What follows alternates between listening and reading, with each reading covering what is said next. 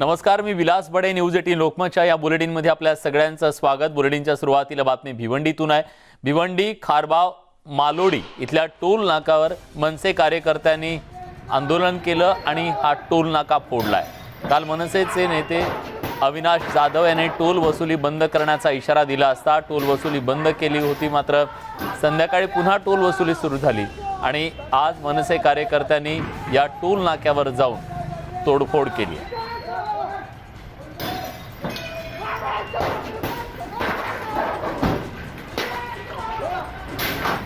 मनसेचं हे खळखट्याक आंदोलन टोलच्या विरोधात आहे, कारण या रस्त्यावरती खड्डे आहेत तरी सुद्धा टोल वसुली केली जाते असं त्यांचं म्हणणं आहे. अजित मांढरे आपले प्रतिनिधी आता आपल्यासोबत ठाण्याहून जोडले गेलेत. अजित, काय नेमकी मागणी या सगळ्या आंदोलकांची होती आणि आज हे खळखट्याक आंदोलन का करण्यात आलं? विलास, साधारणपणे 3 दिवसापूर्वी मनसेचे जे पालघर जिल्हा आणि ठाणे जिल्हा अध्यक्ष आहेत अविनाश जाधव यांनी त्या ठिकाणी आंदोलन केलं होतं. त्यांच्या मनसेचे पदाधिकारी कार्यकर्ते जे आहेत यांनी जे टोल वसूल करणारे जे मॅनेजमेंट आहे या मॅनेजमेंटची चर्चा केली होती. या टोलवरती प्रचंड खड्डे आहेत, खूप मोठे मोठे खड्डे आहेत, ज्यामुळे अपघात होतात. गेल्या वर्षीच न्यूज 18 लोकमतने या संदर्भातलं एक वृत्त दाखवलं होतं. एक मुलगी होती, नुकतंच तिचं लग्न ठरलं होतं, लग्नाचे कपडे घ्यायला ती भिवंडीला आली होती आणि यात हा टोल नाका क्रॉस केल्यानंतर खड्ड्यात पडून ती खाली पडली असता तिच्यावरून एक भरधाव ट्रक गेला होता. म्हणजे ह्या ज्या घटना घडतायत ह्या घटना घडू नये याच्याकरता मनसेनं त्या ठिकाणी अल्टिमेटम दिलं होतं की तुम्ही हा टोल बंद करा, एकतर खड्डे भरा नाहीतर टोल बंद करा. मुंबई उच्च न्यायालयाचा निर्णय आहे, त्याच पद्धतीनं सर्वोच्च न्यायालयाचा निर्णय आहे. राज्य सरकारने टोलचे जे नियम लागू केलेले आहेत त्यामध्ये स्पष्टपणे म्हटलेलं आहे की जर या रस्त्यावरती खड्डे असतील किंवा पिवळ्या पट्ट्यांच्या पुढे त्या ठिकाणी वाहतूक कोंडी झालेली असेल तर टोल वसुली करण्यात येऊ नये असा नियम असताना देखील टोल वसुली जे आहे जे वसुली करतात त्यांची मुजोरी इतकी जास्त आहे की अशा पद्धतीनं टोल वसुली केली जाते. रस्ते मात्र रिपेअर केले जात नाहीत. लाखो करोड रुपयांचा मलिदा ते खातात, रस्ते रिपेअर करण्याची त्यांना का होत नाही असं अल्टिमेटम जे आहे हे सांगितलं होतं. अविनाश जाधव यांनी स्वतः पोलिसांसमोर या टोल वसुली करणाऱ्या जे मॅनेजमेंट आहे त्यांना स्पष्टपणे सांगितलं होतं की जर तुम्ही रस्ते पूर्णपणे दुरुस्त केले नाही तर तुम्ही टोल वसूल करू नका, अन्यथा आम्ही टोल जो आहे तो देणार नाही. अजित, मी तुम्हाला थांबवतोय, माफ करा, कारण आता आपल्यासोबत अविनाश जाधव आहेत, ठाणे पालघर जिल्हाध्यक्ष मनसेचे. अविनाशजी, आज तुम्ही हे खळखट्याक आंदोलन केलंय, का तुमच्यावर ही वेळ आली? काय तुमचं नेमकं म्हणणं आहे? मला वाटतं की मागची अनेक वर्ष हा जर वसई आणि अंजूर फाटा रोड आहे त्याची परिस्थिती अतिशय वाईट आहे. आज जर तुम्ही गेलात तर 26 किलोमीटरचा हा रस्ता आहे, त्यातला 25 किलोमीटर रस्ता खराब आहे. म्हणजे एखादी गाडी पूर्ण आत उतरते आणि पुन्हा खड्ड्यातनं बाहेर येते अशी परिस्थिती त्या रस्त्याची आहे. आम्ही मागचे अनेक महिने सतत आंदोलनं करतोय, निवेदनं देतोय, परंतु कुठल्याही प्रकारची सरकारकडनं किंवा टोल नाक्याकडनं कुठल्याही प्रकारची रस्ते दुरुस्त करण्याची मोहीम सुरू होत नव्हती. बरं, ही जबाबदारी कुणाची आहे? टोल नाक्यावर गेलो होतो, जबाबदारी सरकारची आहे. शेवटी सरकारनेच त्या टोल नाक्यावाल्याला तो टेंडर दिला आणि जिथे माणूस राहतात तिथे सुविधा पोहोचवणं हे काम सरकारचं आहे आणि ते होत नाहीये. म्हणजे तिथल्या आजूबाजूची गावं एवढी त्रस्त आहेत की मागच्या वर्षभरात 4 मुलांचा मृत्यू झालाय खड्ड्यात पडून. 15 दिवसापूर्वी एक मुलगा खड्ड्यात पडला, घरी कोणी नाहीये, म्हणजे आई वडील आणि तो मुलगा, त्यातला घरातला जाणकार कमवता मुलगा त्या खड्ड्यात पडून ट्रक खाली गेला. सो अशी जर परिस्थिती असेल तर असे टोल नाक्यावर टोल का वसूल करावी? तुम्ही आम्हाला सुविधा द्या आणि टोल वसूल करा, पण तुम्ही सुविधाही देणार नाही आणि आमच्याकडनं पैसे वसूल करणार असाल तर महाराष्ट्र नवनिर्माण सेना त्याचा विरोधच करेल. बर, पण किती दिवसाचं कॉन्ट्रॅक्ट या टोल चालकाला दिलेलं आहे? त्याच्याकडे ही जबाबदारी आहे का रस्त्याची दुरुस्तीची? काय त्याच्याबद्दलची माहिती आहे? दुरुस्तीची 20 वर्षासाठी हा टेंडर त्याला दिलेला आहे. मागची 12 ते 13 वर्ष हा तिथनं पैसे वसूल करतोय. मागची 8-10 वर्ष या रस्त्याची परिस्थिती अशीच आहे. म्हणजे कुठल्याही प्रकारची कारवाई होत नाही. पीडब्ल्यूडीच्या अधिकाऱ्यांबरोबर आम्ही परवा रस्त्याचा दौरा केला तर त्यांनी सांगितलं की आम्ही त्या संबंधित कॉन्ट्रॅक्टरला आतापर्यंत 25 पत्र दिलेली आहेत, पण तो कुठल्याच प्रकारे आम्हाला जुमानत नाहीये. सो अशी परिस्थिती अधिकारी सांगतात, आजूबाजूच्या गावात अधिकारी सांगतात. परदेशी नावाची एक्झिक्युटिव्ह इंजिनियर मॅडम यांनी मला हे उत्तर दिलं. बर, हे टोल कंत्राटदार नेमके कोण आहेत? जे अधिकाऱ्यांना नाही सुद्धा माहिती. जुमानत नाही. मला वाटतं सुप्रीम कंपनी नावाची कुठली तरी कंपनी आहे आणि हा. ती तो टोल वसूल करते. बर, यांचा टोल मध्ये काही झोल आहे? सर संपूर्ण महाराष्ट्रात टोलचा झोल आहे, काय नवीन नाहीये. हा. माझं मत आहे की ठीक आहे, तुम्ही टोल वसूल करताय, सरकार त्यांना परवानगी देते, आम्ही विरोध करतोय एका बाजूला, पण तुम्ही पैसे वसूल करताय तर चांगले रस्ते तर द्या लोकांना. जर हा. तरुण पोरं रस्त्यात पडून मरत असतील तर मग आम्ही विरोध नाही करायचा, मग कोण बोलणार? हा सरकार बोलणार नाही. सर्व विरोधी पक्षांनी एकत्र येऊन त्यांचं सरकार बनवलं, हा बरोबर आहे. भारतीय जनता पक्ष त्यांच्या यात्रा काढत बसले, हा. परंतु लोकांच्या जमिनीवरती असलेल्या प्रश्नांवर कोणी बोलायला तयार नाही आणि त्याच्यासाठी आम्हाला रस्त्यावर उतरावं लागतं. तुम्ही चर्चा केली आणि मला असं असं वाटतं कळलं, तुम्ही या टोल कंपनीशी चर्चा केली, काय त्यांचं नेमकं म्हणणं होतं? त्यात काही तोडगा निघाला नाही? टोल कंपनीचं म्हणणं असं होतं की आम्ही कॉन्क्रिटीकरण ह्या रस्त्याचं झालं पाहिजे. जोपर्यंत कॉन्क्रिटीकरण होत नाही तोपर्यंत काही करता येणार नाही. त्याच्यासाठी 125 कोटीचा खर्च आहे. हा तो सरकार आम्हाला जोपर्यंत ते मंजूर करत नाही तोपर्यंत आम्ही हा रस्ता बनवणार नाही. बर. तर सरकार तुम्हाला पैसे मिळणार नाही, सरकार पैसे देणार नाही तोपर्यंत लोकांनी करायचं काय? त्या हा. भागामध्ये राहणाऱ्या लाखो लोकांनी करायचं काय? आयुष्यभर त्या खड्ड्याच्या रस्त्याने जायचं का? हा किंवा आपली तरुण मुलं जी वयात येतात त्यांच्याकडनं आई वडील आधार म्हणून पाहतात आणि तीच मुलं जर खड्ड्यात पडून मरत असतील किंवा खड्ड्यात ऍक्सिडेंट होऊन हातपाय तर त्यांचे दात असतील तर अशा वेळेला सरकार आणि टोल नाका यांच्या वादात आम्ही जनता का पिसावी? बर. अजित मांढरे आमचे प्रतिनिधी आता आपल्या सोबत आहेत. अजित,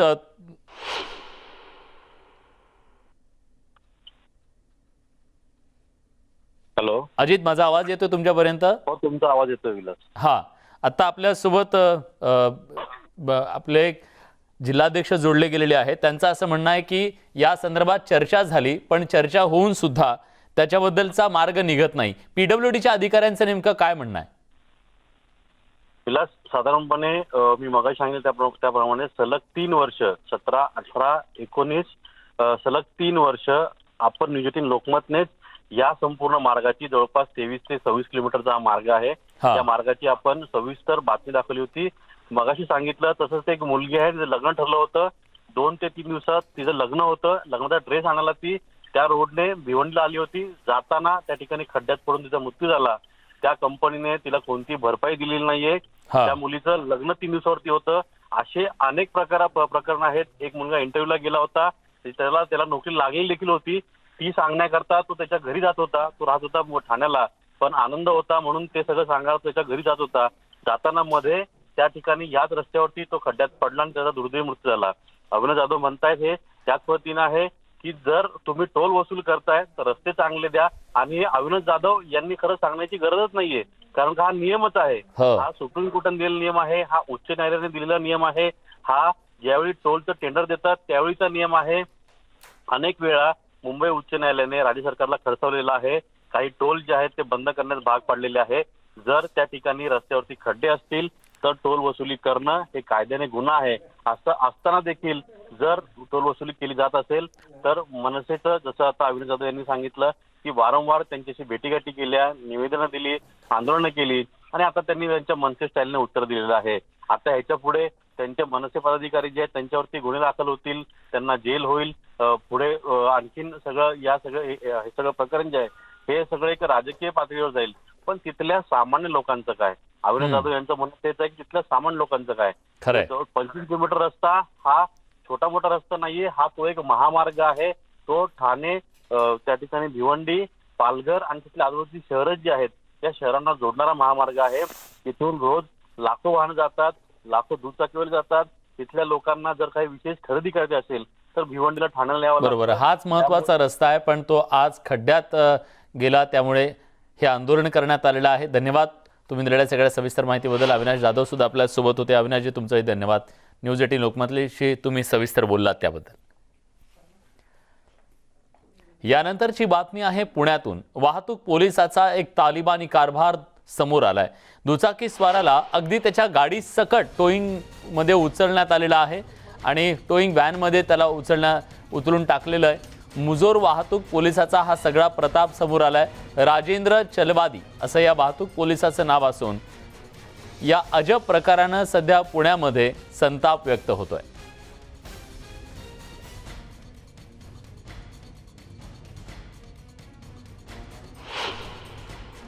जे याच्यामध्ये इमोशनमध्ये तो माणूस जो आहे तो त्यांनी गाडीवरती उडी मारल्यामुळे वरती गाडीवरती चढलेला आहे, जो प्रकार दिसतोय त्या पद्धतीनं. त्यामुळे जे काही कर्मचारी आहेत ते त्यांनी काळजी घ्यायला पाहिजे. असं जर घटना घडली तर लगेचच इमिडिएटली त्याला खाली उतरवायला पाहिजे. हे फक्त 10-15 सेकंदाचा आहे की ज्यानं खाली उतरवलेली आहे ते गाडी त्यामध्ये. तरी जे कर्मचारी आहेत तर त्यांच्यावरती आपण कारवाई जे त्यांना आपण त्या कामावरनं काढून टाकत आहोत.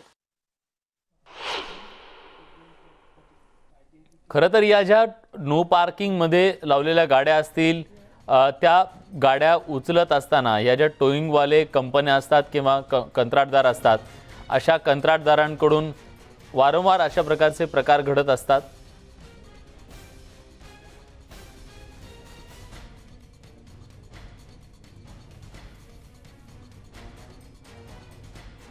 चंद्रकांत फुंदे आपले प्रतिनिधी आता आपल्यासोबत जोडले गेले आहेत पुण्याहून. चंद्रकांत, नेमका हा प्रकार काय आहे, का हे घडलं? काल संध्याकाळी 4:45च्या दरम्यान भवानी पेठेत हा सगळा प्रकार घडला. त्याचे संबंधित उमेश वाळेकर आहे दुचाकीस्वार. तो खरं तर इथला राहणारा नाही पुण्यातला, तो बाहेरनं आला होता. त्या दिवशी ते दुकानात काहीतरी खरेदी करायला तिथं त्याने गाडी बाहेर लावली होती. तर ती गाडी नो पार्किंग मध्ये होती. तर ते टोईंगवाले तिथं उचलायला आले. तो बाहेरचा होता, त्याला माहित नव्हतं इथं पार्किंग आहे की नो पार्किंग. आपल्याला माहिती सम विषम ते सगळं असतं पार्किंगचा विषय. तर तो वरनं सामान घेत असताना त्याला दिसलं की आपली गाडी कोणतरी उचलतंय, म्हणजे हे टोईंगवाले उचलतात. तो धावत पळत खाली आला आणि उचलताना गाडी मी साधारण 1 फूटभर उचलताना असताना तो त्या गाडीवर जाऊन बसला की माझी गाडी नो पार्किंग मध्ये नाही, तुम्ही उचलू नका. ते वादावादी झाले त्या मुलांमध्ये आणि त्या बाईक स्वारामध्ये. तर मग अशा वेळी ते कॉन्स्टेबलचं काम आहे, ते कोण चलवादी आहे राजेंद्र चलवादी किंवा त्याचा ट्रॅफिकचा पी आहे पुराणिक राजेश पुराणिक यांनी त्या माणसाला जो बाईक स्वार आहे जो उचल घाला होता त्याला प्रेमाने बाजूला करून त्याची समजून घेऊन नंतर दंड करायला पाहिजे होतं. पण यांनी उलट त्याला तालिबानी पद्धतीने तसाच उलट टोईंग केला. मग हे हा प्रकार त्याची चूक झाली असेल तर त्यांनी मान्य केली, हो चूक झाली माझी, कारण त्याला माहितच नव्हतं इथं नो पार्किंग आहे की नाही. नंतर त्यांनी त्याचा फाईनही भरला 460 रुपये. पण ज्या पद्धतीने त्याला उचललं गेलं ते खूप भयानक होतं. म्हणजे ही पद्धत नाही, याला तालिबानी पद्धतच म्हटलं पाहिजे. कारण समजा ते उचलताना त्याला लागलं असतं, डोक्याला पडलं असतं, ते जबाबदारी कोणाची? पोलिसांनी अशा वेळेस हुज्जत घालताना लोक घालतात, तर त्यावेळेस पोलिसांचं कामच की त्यांनी प्रेमाने समजावून बाबा तुझं चूक आहे, असं नाही असं आहे, मग शांत झाल्यानंतर हे प्रश्न सॉल्व्ह झाला असता ना. पण लगेच तिथं युगो आड येतो, लगेच त्याला स्टोईंग करायचं, ही हा भयानक प्रकार होता. बर, पण हा जो व्यक्ती आहे या व्यक्तीला गाडी टोईंग होते हे लक्षात आल्यानंतर तो गाडीवर चढण्याचं कारण काय होतं? तो स्वाभाविक आहे, सामान्य नागरिक आपली दंड वाचवण्यासाठी तो धावपळच केला तिथं. त्याला माहितच नाही इथं नो पार्किंग आहे की नाही, तो बाहेर आला होता ना. तर त्याला वाटलं माझी काही चूक नाही म्हणून तो उद्धत घालत होता तिथं. तो त्याचे पोलिसांची वाद घालता मग अशा वेळी पोलिसांनी त्याला समजावून सांगणं अपेक्षित होतं. त्या ट्रॅफिक कॉन्स्टेबल तो राजेंद्र चलवादी, हा राजेंद्र चलवादी आणि त्याचे ट्रॅफिक पीआय आहेत ना राजेश पुराणिक, ह्या दोघांविषयी यापूर्वी खूप तक्रारी आहेत. किंवा ते ट्रॅफिक पीआय जे आहेत राजेश पुराणिक यांच्या विरोधात तर 2 गुन्हे आहेत. ते अशाच पद्धतीने मुजरे करतात. ते पूर्ण पथक या गोष्टींसाठी पूर्ण भवानी पेठेत बदनाम आहे, आरेरावी करतात आणि त्यातनंच हा प्रकार घडलेला आहे. म्हणजे ती चूक नागरिकाची होती का? तर होती, त्यांनी ती मान्य केली, त्याचा फाईन पण केला. पण अशा वेळेस भावनिक होऊन त्यांनी काही चूक केली असेल, समजा गाडीवर बसला असेल तर त्याला त्यांनी प्रेमाने खाली उतरायला पाहिजे होतं. उलट यांनी त्याला टोईंग केलं. मी व्हायला तो पडला असता तर ती जबाबदारी कोणी घ्यायची? पोलिसांचं चुकलं याच्यात. बर, हे जे टोईंग करण्याचं काम आहे ते कोण करताय? पोलीस करतायत की त्यांनी कंत्राट दिले कोणाला? नाही, कंत्राट विदर्भ इन्फ्रा नावाची कंपनी आहे, त्याला हे सगळं कंत्राट दिलेलं आहे. मग आता हे सगळं प्रकरण सगळं वाढल्यानंतर ते जे कर्मचारी होते जे कंत्राट आहेत फक्त त्यांनाच काढून टाकलं कामावरनं. त्या कर्मचाऱ्यांना आदेश देणारे कोण ट्रॅफिक कॉन्स्टेबल असेल, तो पीआय असेल, यांच्यावर काहीच कारवाई केली नाही. त्यांना तिथं होते ते पोलीस हे सगळं करत असताना? हो, कॉन्स्टेबल तिथं होता तो राजेंद्र चलवादी, त्यांनी व्हिडिओ शूट केले ते सगळ्या गोष्टींचं. ठीक आहे, मुद्दा तोच आहे ना. ठीक आहे चंद्रकांत, धन्यवाद तुम्ही दिलेल्या सगळ्या सविस्तर माहितीबद्दल. यासोबत बुलेटिनमध्ये एक छोटासा ब्रेक घेतोय, कुठे जाऊ नका, पहा फक्त न्यूज 18 लोकमत.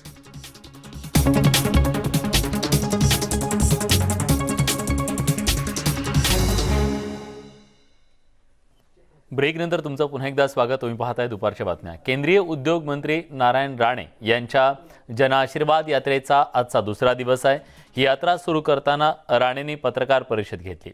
यावेळी नारायण राणेंनी शिवसेनेवर आसूड ओढले. गोमूत्र शिंपडणं हे शिवसेनेचं कार्य आहे का, असा सवाल त्यांनी उपस्थित केला. ज्यांनी स्मारकाचं शुद्धीकरण केलं त्यांनी आधी मनाचं शुद्धीकरण करावं असा सल्लाही दिला. तर दुसरीकडे सोनिया आणि उद्धव ठाकरेंच्या बैठकीवरून त्यांनी जोरदार टीका केली. बाळासाहेबांची विचारधारा हिंदुत्वाची होती, आताची शिवसेना लाचारी असल्याचं म्हटलं त्यांनी. तर याचाच एक भाग म्हणून आजच्या बैठकीत सेना जात असल्याचंही त्यांनी स्पष्ट केलंय.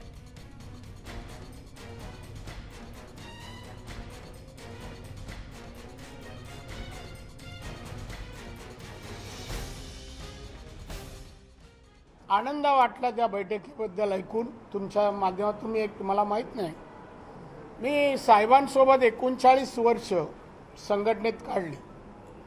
साहेबांची विचारधारा हिंदुत्वाची होती.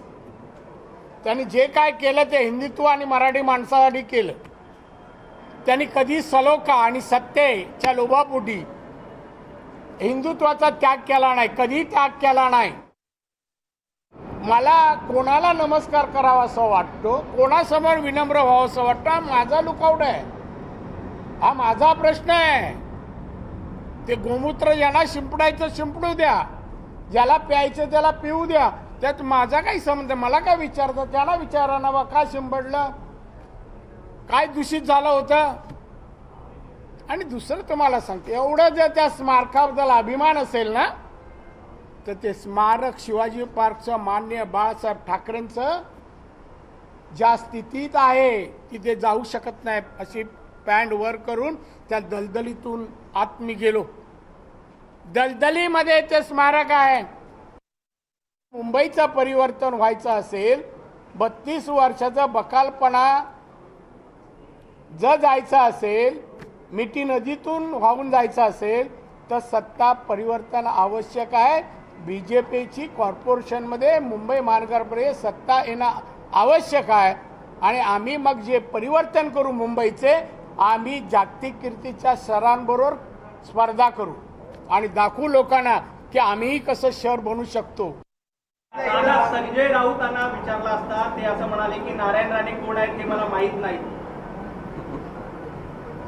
मी याची ओळख करून देईन, जवळ बोलवीन आणि ओळख करून देईन.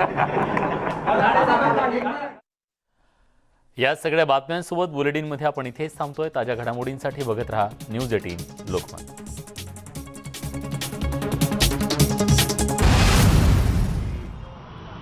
आमच्याशी बोलणार का म्हटलं, आमच्याशी बोलणार का म्हटलं, तुम्ही आलात तर तुमच्याशी बोलू.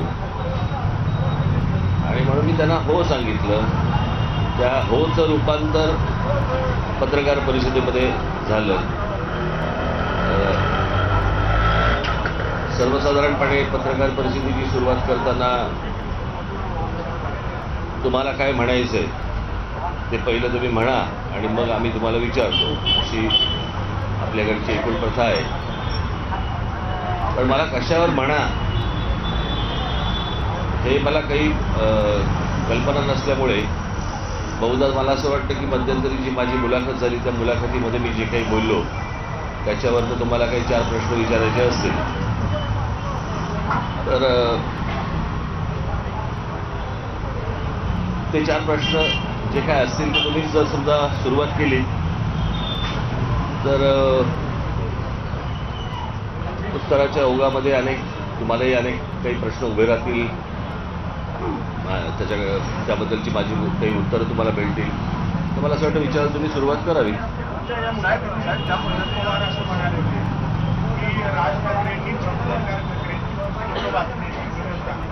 मी प्रबोधनकार ठाकरे पण वाचलेत आणि मी यशवंतराव चव्हाण पण वाचले.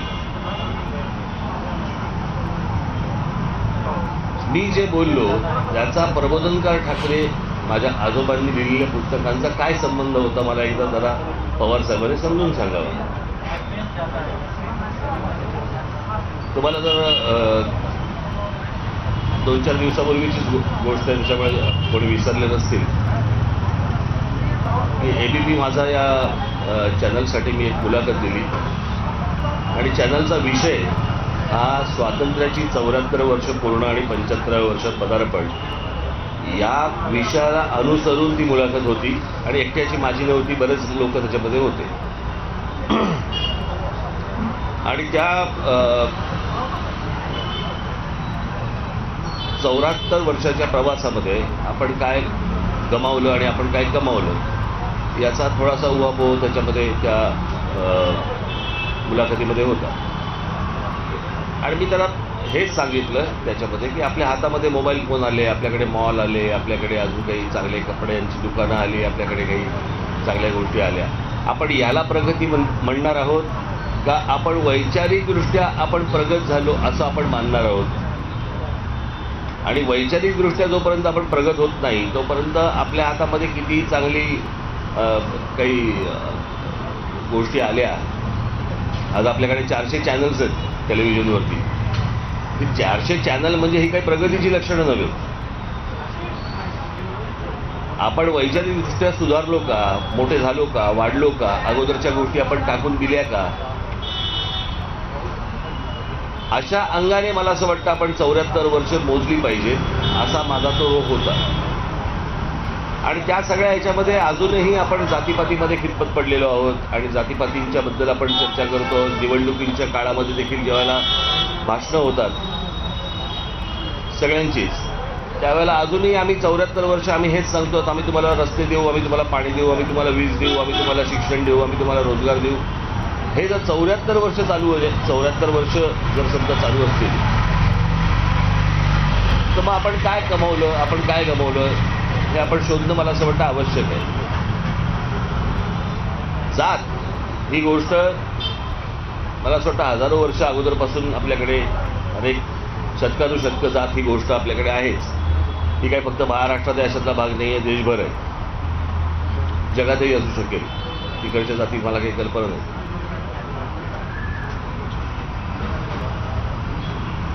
पण साधारणपणे आपण 99चं दशक 99 साल जर समजा आपण पाहिलं तर या 99 सालाच्या अगोदरपर्यंत या महाराष्ट्रामध्ये जातीपाती होत्याच.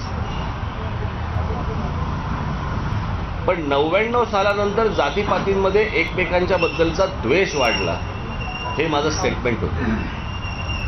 आणि राष्ट्रवादी काँग्रेसच्या जन्मानंतर जातीजातींमध्ये द्वेष जास्ती निर्माण झाला, किंबहुना द्वेष निर्माण झाला दुसऱ्या जातीबद्दलचा. याच्या अगोदर कसं होतं, याच्या अगोदर आपण प्रत्येकाला आपल्या जातीबद्दल एक अभिमान होता, जातीवरती मतदान व्हायचं, तिथपर्यंत या सगळ्या गोष्टी होत्या. परंतु दुसऱ्या जातीबद्दलचा द्वेष हा राष्ट्रवादी काँग्रेसच्या जन्मानंतर सगळा सुरू झाला. आणि हे काही मला एकट्याला माहिती आहे, मी फक्त सगळ्यांना, तुम्हाला पण सगळ्यांना माहिती आहे, सर्व राजकीय पक्षांना माहिती आहे, बोललो फक्त मी. आणि या सगळ्या संदर्भामध्ये राज ठाकरेंनी प्रबोधनकार ठाकरे परत वाचावेत, मला ह्याचा अर्थच नाही कळला अजूनपर्यंत. बरं, प्रबोधनकार ठाकरे मी वाचलेत, सगळी पुस्तकं वाचलेत. आणि काही माझ्या आजोबांचे अनेक जे संदर्भ होते हे ते त्या काळातले होते. मला असं वाटतं स्वतःला आपल्याला पाहिजे तेवढं फक्त प्रबोधनकार ठाकरेंचं घ्यायचं आणि बाकीचं घ्यायचं नाही, असंही करून चालणार नाही ना.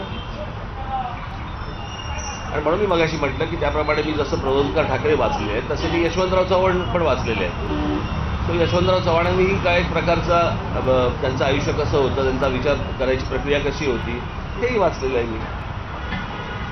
राष्ट्रवादीचं नेतृत्व यशवंतरावांच्या त्या विचारापासून त्याला काही विचारायचं.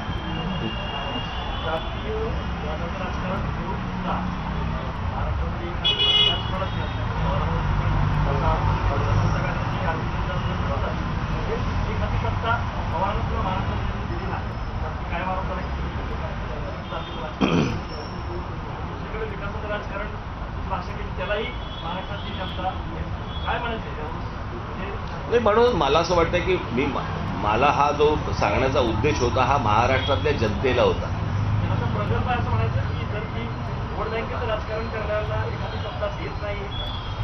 ते देईल काहीतरी, परंतु मला फक्त ह्या जातीपातीतनं महाराष्ट्राचा विचार बाहेर येणं गरजेचं आहे, याच्यासाठीचा तो माझा प्रयत्न होता. कसं होतं की एक आपण गोष्ट बघितली पाहिजे की जे कधीही वातावरण, आता मी गेले अनेक वर्ष मी पत्रकारांशी बोलतोय, आपण शाळा कॉलेजेस सगळ्या गोष्टी बघतोय, आपण इतके अनेक वर्ष बघतोय, पण गेल्या 15-20 वर्षामध्ये शाळांमध्ये कॉलेजेसमध्ये तिथे जाती आल्या, म्हणजे मित्रांमध्ये जाती आल्या, मैत्रिणींमध्ये जाती आल्या, कोणत्या जातीची मैत्रीण करावी आणि कोणत्या जातीचा मित्र करावं इथपर्यंत आलं. हे काय सरसकट माझं विधान नाही आहे, परंतु हे बऱ्याच प्रमाणामध्ये आल्या या गोष्टी. आणि दूर का जा, तुमच्यामध्ये पण आल्याच ती गोष्टी, पत्रकारितेमध्ये पण आल्या या गोष्टी की हा या जातीचा, तो त्या जातीचा, मग हा या जातीचा म्हणून त्या पक्षाचा आणि हा या जातीचा म्हणून ह्या पक्षाचा, अशा अनेक गोष्टी आल्या. म्हणजे बातमी व्यतिरिक्तही मी अनेकदा पत्रकारांना भेटत असतो, त्यावेळेला पत्रकारांकडनंच मिळणाऱ्या या माहितीनुसार मी तुमच्याशी बोलतोय. हे इथपर्यंत खालपर्यंत प्रकरण कधी आलं नव्हतं. ज्या महाराष्ट्राने देशाला विचार दिला, ज्या महाराष्ट्राने या जी असे नेते निर्माण केले, या महाराष्ट्रामध्ये असे लोक निर्माण झाली की ज्याने देशाला विचार दिला, तो महाराष्ट्र आज आपण बघतो की अनेकदा हे इथे अनिल शिदोरे बसले, यांनी मला त्यांचा अनुभव सांगितला होता. एकदा उत्तर प्रदेशमधला, ते उत्तर प्रदेशमध्ये गेले असताना तिकडे एका वाटेमध्ये थांबले, एका ढाब्यावरती थांबले, एका तिकडे बाहेर त्या ढाब्याच्या खाटेवरती बसले आणि चहा सांगितला. आणि चहा सांगितल्यावरती त्या काउंटरवरचा जो ओनर होता, म्हणजे जो मालक जो होता, तो उठून आला यांच्याकडे आणि चहा असं त्या मुलाला सांगितलं होतं चहा. तो मालक आला आणि मालक आल्यावरती यांना विचारलं की कौनसे जात से हो. त्यांना पहिलं कळलं नाही कौनसे जात से हो म्हणजे काय. त्यांनी परत विचारलं कौनसी जात से हो. मग यांनी काहीतरी त्यांची जात सांगितली. जात सांगितलं, बरं ठीक आहे, अच्छा बैठो, इनको चाय देणार आहे. असा महाराष्ट्र करायचा आहे का आपल्याला? आज निवडणुकीच्यासाठी म्हणून ह्या सगळ्या गोष्टी आज तात्कालिक वापरल्या जातील, परंतु ह्याचे होणारे परिणाम पुढे महाराष्ट्रामध्ये हे भयानक असतील, भीषण असतील.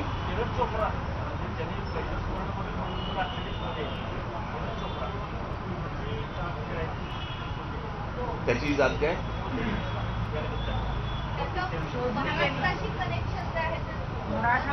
हो, पण तोपर्यंत कधी नीरज चोप्रा नव्हता. जिंकल्यावरती नीरज चोपडे झाला. चालायचं, असंच असतं. नाही, आज मला माझ्या महाराष्ट्रातला मराठा समाजातली मुलं मुली आज मोर्चे काढले, आंदोलनं केली. हे सगळे मोर्चे सगळे कशात निघाले, कसे निघाले? आणि जर समजा त्यांना आरक्षण मिळणार नसेल तर स्पष्ट सांगा ना त्यांना. ही माती भडकवून, डोकी भडकवून, या सगळ्या गोष्टीतनं जातीचं राजकारण करून फक्त त्या निवडणुकीला मतं मिळतील, पुढे काय होईल?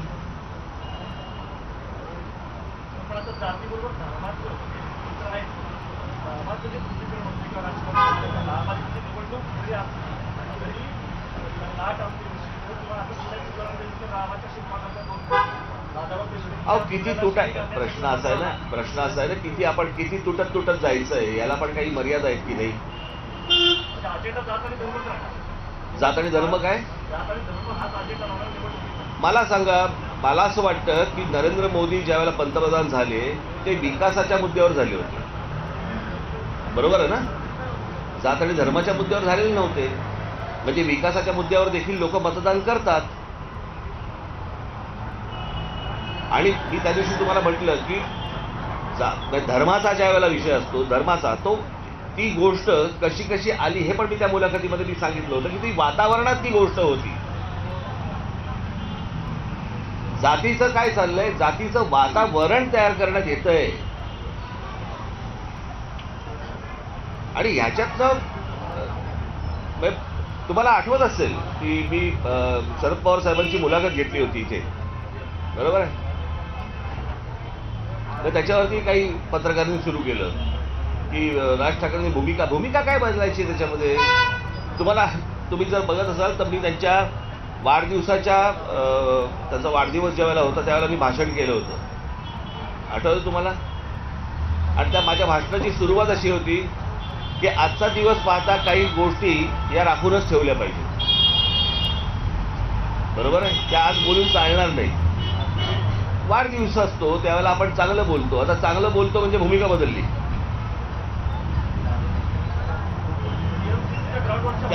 त्या मुलाखतीमध्ये मी त्यांना असा प्रश्न विचारला होता की महाराष्ट्राचा जर समजा आपण एक काय म्हणू आपण त्याला एक हुक की ज्याच्यातनं सगळेजण एक होतात किंवा एकत्र येतात,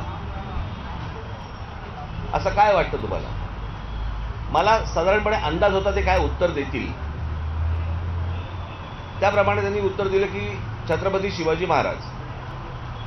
मग मी त्यांना विचारलं, मग जर छत्रपती शिवाजी महाराज हेच जर आहे तर तुमच्या भाषणाची सुरुवात किंवा तुमचा पक्ष हा शाहू फुले आंबेडकरांचा विचार पुढे घेऊन जाणार, मग छत्रपती शिवाजी महाराजांचा का नाही? मूळ विचार जर समजा आपण बघितला तर तो छत्रपती शिवाजी महाराजांचा विचार आहे. पण वायरवरती उभं असतं राहून दे, ठीक आहे. मला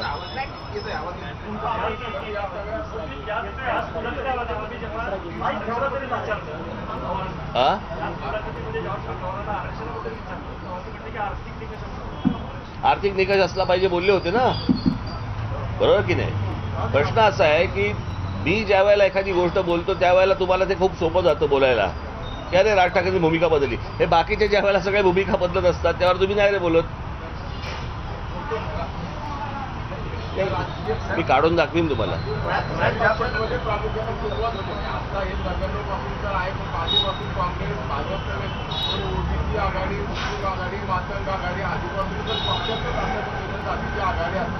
आणि त्याला पुन्हा आरक्षण आले किंवा समानतेच्या नावासाठी आपण समानतेच्या नावाखाली आरक्षण जरुरी आहे किंवा सगळ्यांना एका लाईनमध्ये आलं तर यासाठी सगळं जर आव्हान घातलं जात असेल तर हा त्याचा भाग बनायचा काही ते मला ऐकून नाही आलं काय. वेगवेगळ्या जाती आघाड्या आहेत मातंगीमध्ये, तर मग हा सगळा फारसा राजकीय पक्षामध्ये मातंग आघाडी नाही, हे फक्त मतदानासाठीच्या गोष्टी आहेत. त्यांच्या आयुष्यामध्ये सुखशांती यावी याच्यासाठीच्या गोष्टी नाही आहेत या. निवडणुकीच्या काळामध्ये 2-4 टाळक्यांचं या जातींमुळे भलं होतं, याच्या पलीकडे काय होतं? मला असं वाटतं आपण ह्या गोष्टी नीट समजून घेतल्या पाहिजेत. आणि माझा त्या दिवशीच्या मुलाखतीमध्ये सांगण्याचा उद्देश फक्त एवढाच होता. आता मी बाबासाहेब पुरंदरेंकडे मी काय जातो ते इतिहास संशोधक म्हणून जातो, मी काय तिकडे ब्राह्मण म्हणून जात नाही ना. उद्या मी समजा पवार साहेबांना भेटलो तर काय मी मराठा म्हणून जातो का? किंवा अजून मी तुमच्या घरी आलो समजा तर तुमची काय जात बघून येणार आहे का मी? आपण काही गोष्टीतनं बाहेर येणं आवश्यक आहे ना हो.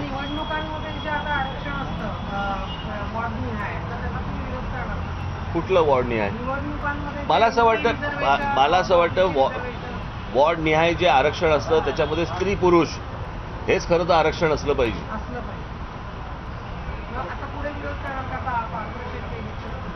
विरोध काय करणार? वरती जे ठरवतात तेच तुम्हाला करायला लागतं ना. अजून नशीब तुमचं की तुमच्या क्षेत्रामध्ये अजून आरक्षण नाही आलंय.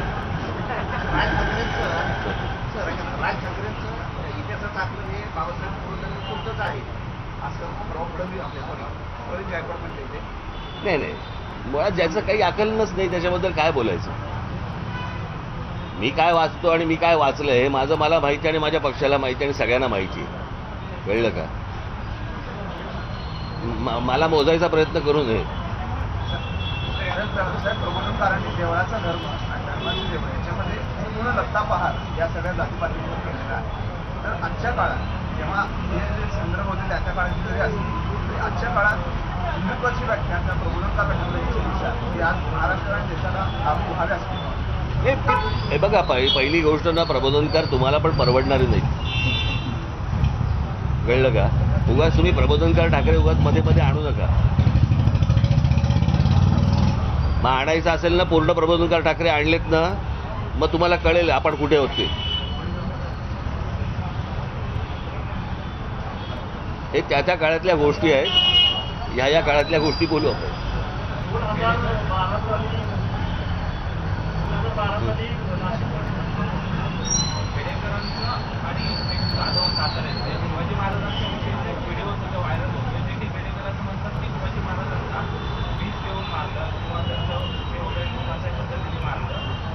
त्याच्यासाठी मला कुठला संदर्भ लागत नाही. मला वर्ष म्हणून मी ते लिहिलं. माझं हेच तर म्हणणं आहे ना की ज्या वेळेला तुम्ही सांगता की हा पुरंदरेंकडनं किंवा बाबासाहेबांकडनं कोणी चुकीचा इतिहास लिहिला गेला, चुकीचा इतिहास लिहिला गेला तर मला असं वाटतं तुम्ही सांगा ना कोणता इतिहास चुकीचा लिहिला गेला. इतक्या वर्षात नाही कळलं कोणाला, आत्ताच ह्यांना कळलं. ह्यांच्या अगोदरच्या पिढ्यांना कळलं नाही. मला असं वाटतं मी जर चुकत नसेल तर ते 50 साली आलेलं पुस्तक आहे पहिली आवृत्ती, तोपर्यंत नाही कळलं कोणाला. मुळात वाचायचं नाही, डोकी भडकत राहायची, आपण स्वतः चुकीचं लिहायचं. आणि हे हवं आहे, कळलं का, की या राजकारणासाठी म्हणून हे एजंट जे नेमले गेले ना, ते एजंटचंच कामच ते आहे. माझ्याकडे आज अशी अनेक मुलं आली की ज्यांना माहिती नव्हतं, ज्यांना असं वाटलं होतं की खरंच असं अशा प्रकारे लिहिलं गेलंय. मला साधी गोष्ट ती त्याशी बोललो, कोण जेम्स लेन,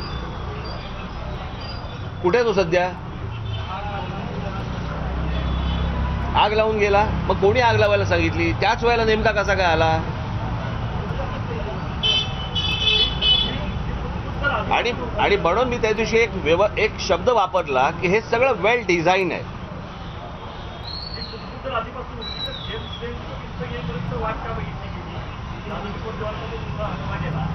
कसली कुजबूज.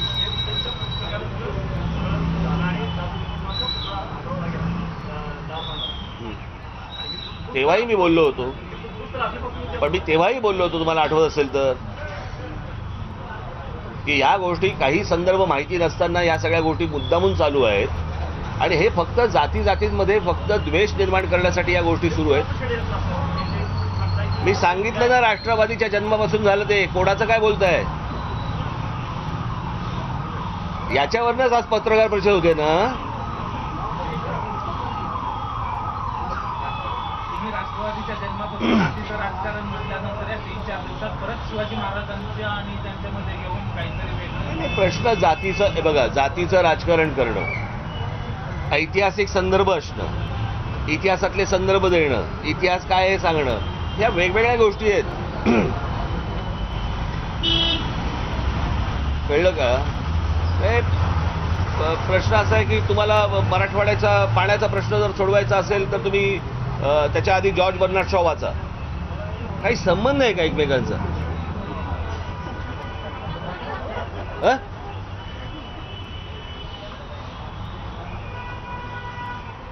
मला असं वाटतं की ते जे खेळवलं जातंय यातनं महाराष्ट्र जागा व्हावा, एवढंच फक्त मला त्यातनं सांगणं होतं. आणि गेल्या 74 वर्षामध्ये आपण तेच राजकारण करतो आहोत, त्याच चिखलामध्ये आहोत.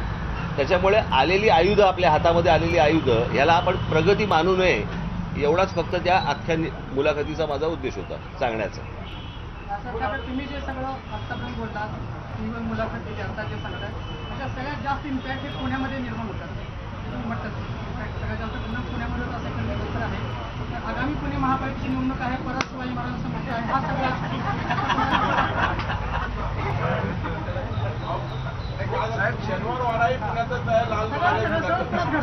मग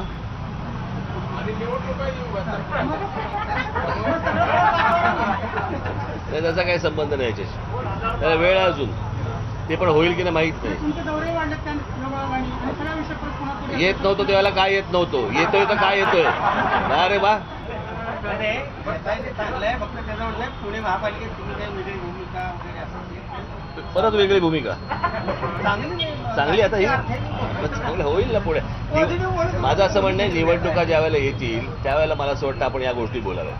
आता या निवडणुकांचा काही संबंध नाही आहे, संदर्भ नाही आहे.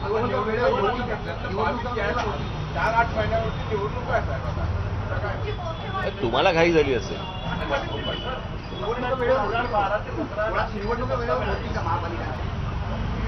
काय माहिती आता हे 3री लाट 4थी लाट काय चालू आहे. आरक्षण माहित नव्हतं मला.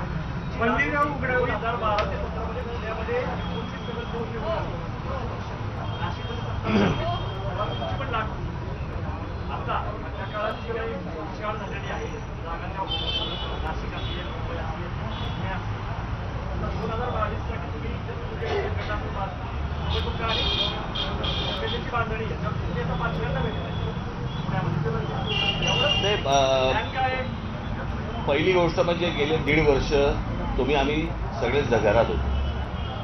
खरं तर 1-1.5 वर्षापूर्वी सुरू झालं असतं, परंतु आता हे काय पॅन्डेमिक वगैरे या सगळ्या गोष्टी काय आपल्या हातात नाही. आज जे चित्र दिसते तुम्हाला कदाचित 1.5 वर्षापूर्वी दिसलं असतं, त्यावेळेला माझं सतत येणं वाढलं असतं. आणि ती जी बांधणीच्या काही नेमणुका आणि काही इतर गोष्टी ज्या काही राहिल्या होत्या त्या पूर्ण करणं गरजेचं होतं. आणि त्याच्यामुळे आता 1.5 वर्षानंतर आता हे त्यांनी काय सांगितलं त्याप्रमाणे 8 महिन्यावरती निवडणूक आहे. त्याच्यामुळे मला आता जरा लवकर करणं, घाई करणं गरजेचं आहे. त्याच्यामुळे मग मला यावं लागतंय.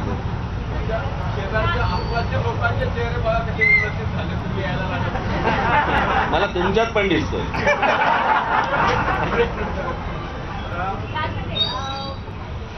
वारंवार म्हणतात की राष्ट्रवादीच्या जन्मानंतर जातीपातीचं राजकारण वाढलं, मग भाजपमुळे आता संपूर्ण देशभरामध्ये हिंदुत्वाचं राजकारण वाढलं, असं नाही का वाटतं? हिंदुत्वाचं राजकारण मी परत तुम्हाला सांगतो, हिंदुत्वाचं राजकारण होतं. तुम्ही माझी ती मुलाखत नीट बघा. आणि मी तुम्हाला तीच गोष्ट सांगतोय की हे जे वातावरण असतं आणि वातावरण तयार केलं जातं, या 2 वेगवेगळ्या गोष्टी आहेत. सर्वसामान्यांना वाटणं आणि सर्वसामान्यांना वाटायला लावणं, या वेगवेगळ्या गोष्टी आहेत. त्याच्यामुळे त्यातनं तुम्ही नीट शोधणं गरजेचं आहे की आजूबाजूला वातावरण आहे का, आणि वातावरण आहे असं वाटायला लावणं हे होतंय का. राष्ट्रवादीच्या स्थापनेपासून जातीमध्ये द्वेष वाढला हा एक भाग झाला. पण मनसेची स्थापना जेव्हा झाली तेव्हा मनसेचा जो झेंडा होता तो बहुरंगी होता आणि सर्व समावेशक तो आहे असं एक सांगितलं जात होतं. आता आपण आपला झेंडा ध्वज बनवलेला आहे, तर हा बदल आपल्या भूमिकेमधला पण आहे. मी त्या दिवशी लॉकडाऊन लागायच्या अगोदर माझं अधिवेशन झालं आणि त्या अधिवेशनाच्या वेळेला माझं भाषण झालं आणि त्या भाषणामध्ये मी सांगितलं होतं की हा जो झेंडा आहे हा पक्ष स्थापनेच्या वेळेला माझ्या डोक्यामध्ये होता. कळलं का. तो मला सतत आणायचा होता. कधी आणायचा हे सगळं चालू होतं. ह्या सगळ्या लोकांना विचारा तुम्ही. आणि मी एके दिवशी निर्णय घेतला की नाही, तो आणायचा आणि तो आणला. आणि त्याच्यानंतर मग हे सगळं आपलं पॅन्डेमिक या सगळ्या गोष्टी सुरू झाल्या. त्याच्यामुळे ही गोष्ट पहिल्यापासून डोक्यामध्ये होतीच. आणि एक तुम्हाला गोष्ट सांगतो, एका कडवट मराठी आणि अत्यंत कडवट हिंदुत्ववादी अशा घरामध्ये माझा जन्म झाला आहे. त्याच्यामुळे माझ्यावरती झालेले संस्कार हे पहिल्यापासून तेच आहेत, हेही आपण ध्यानात ठेवावं. ठीक आहे. नारायण राणे काल बस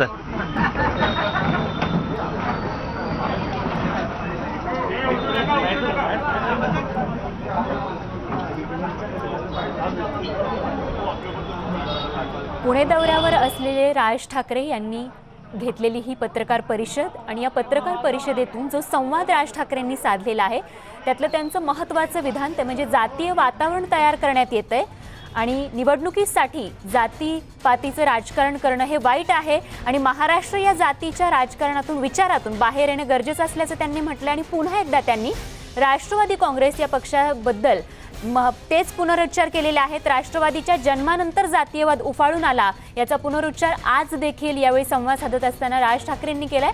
आणि मोदींबाबतही त्यांनी महत्त्वाचं विधान केलेलं आहे, ते म्हणजे निवडणूक जी आहे, मोदी पंतप्रधान झाले ते विकासाच्या मुद्द्यावर पंतप्रधान झाले असं या ठिकाणी राज ठाकरेंनी म्हटलंय.